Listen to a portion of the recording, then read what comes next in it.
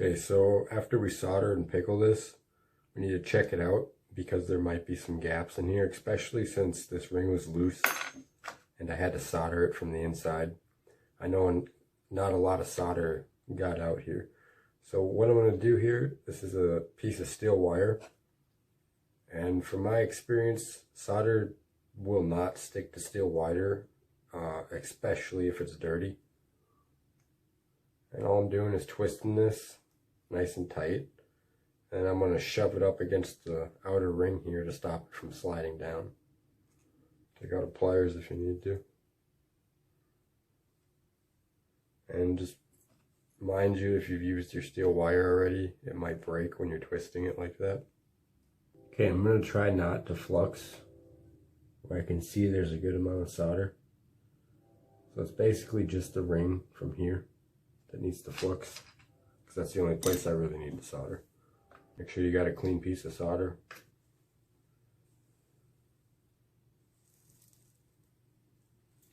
All I'm going to do now is try to pull the solder where this flux is.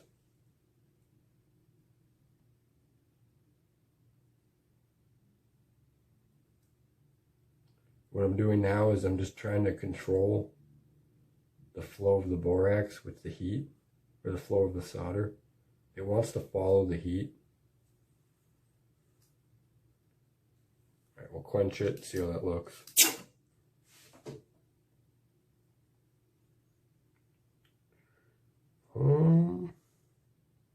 Looks like the solder flowed pretty good. Right, now we're just going to twist this and pull it. You might have some borax that's in this groove here and causes it to stick. Or even you see this chunk of solder. What that can do is it can flow around your stainless steel. You can rip your stainless steel out, but just be careful. 55 millimeters. Just going to hold my thumb on the link I want to cut. Then I'm going to look at this end and see where I need to cut down here. So this one I got the beginning right up until it starts to arch. So I need to be wary of my saw blade. It has the thickness, so I have to cut to the right of where I want it.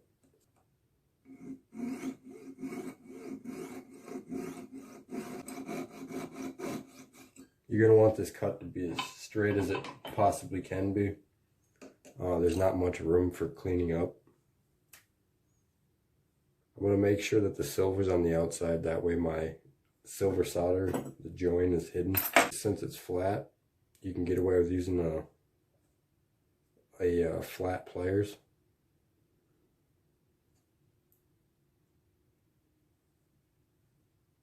Just going to very carefully bend these. Don't kink it, just try to roll it. See that? If I bend this any further where it's bent right now, it's gonna kink. Put reverse or opposing pressure when you're bending and it'll stop it from kinking. And now I can just click them together. All right, you guys can see that. That's gonna make a pretty decent join right there. Now that we got this twist soldered together, we're going to want to inspect the join here, just to make sure that we got solder in it. It's hard to pick up on camera, but it looks like there's a little gap there. I'm going to go ahead and stretch it, and if it's a bad join, it'll pull apart. And this point is where it gets a little tricky.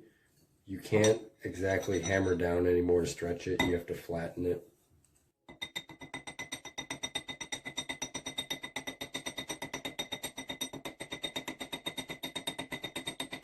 I'm not hitting very hard. It really does not take much with this copper. I'm almost to a size 7 already. At this point, I'm noticing that my pattern is getting a little loose, wisps away. So all I'm going to do is take an anvil, flat steel, and I'm going to lightly tap it flat. It's important that when you're doing this, you're tapping lightly. Otherwise, you're going to end up curling the metal in.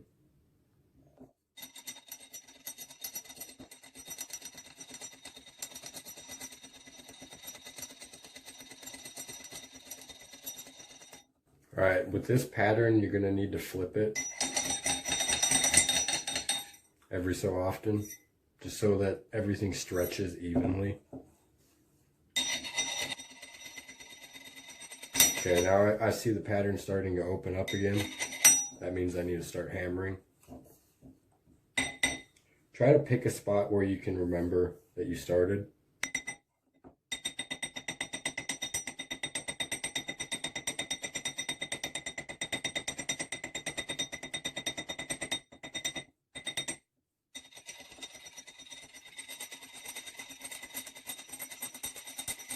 Before we get this to size, I'm going to flatten it again. Okay, we're going to look at this and we're going to figure out which side needs to be on the bottom side of the mandrel.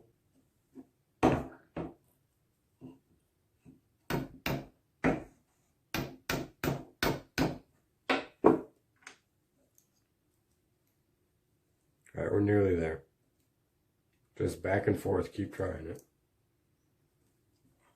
Try to keep your ring rounded while it's on the mandrel, otherwise it can stretch unevenly.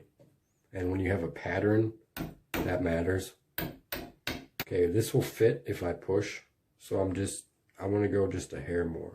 You need to literally just go a hair. Pull your ring down on your mandrel, don't use your hammer to get it set tight.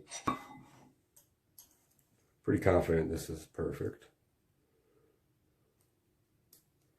Alright, that's pretty perfect. You want to be able to hear it jitter on the metal.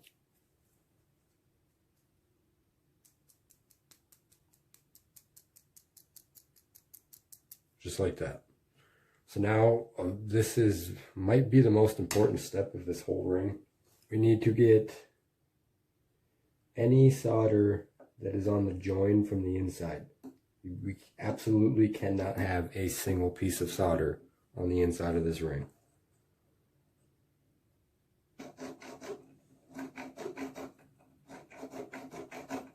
Just going to give a quick 1-2 with the file to give it just that slight bit more slack while it's sitting on the ring. Alright, now what we need to do is we need to get this ring as dirty as we can. So for copper, all you need to do is wear it for 5 minutes and it'll be as dirty as it can get. For silver, it's a little more tricky. You can sit here and work on something else and just, every time your fingers get greasy or sweaty, rub them on the ring and that'll oxide the surface of the silver. You can use the tip of your torch and get all the soot on there and rub it in and just keep doing that basically until the metal stays black. If your metal is like freshly polished, you can, or very, very clean, you can heat it up and the silver will turn black and solder won't like to flow on that. You absolutely have to have this ring dirty. I'm gonna get this metal dirty with the tip of my torch. I want the soot.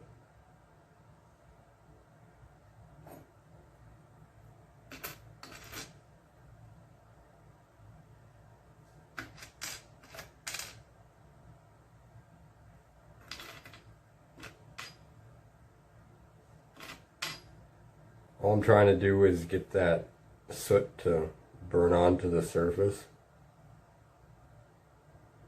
This is also a good trick to see where your solder is. That silver line on the bottom is my solder. These lines right here, that's just silver that I had sanded or filed. That's why it's like that. So we know that we don't have any solder around the edge. Now we can wait for these to cool.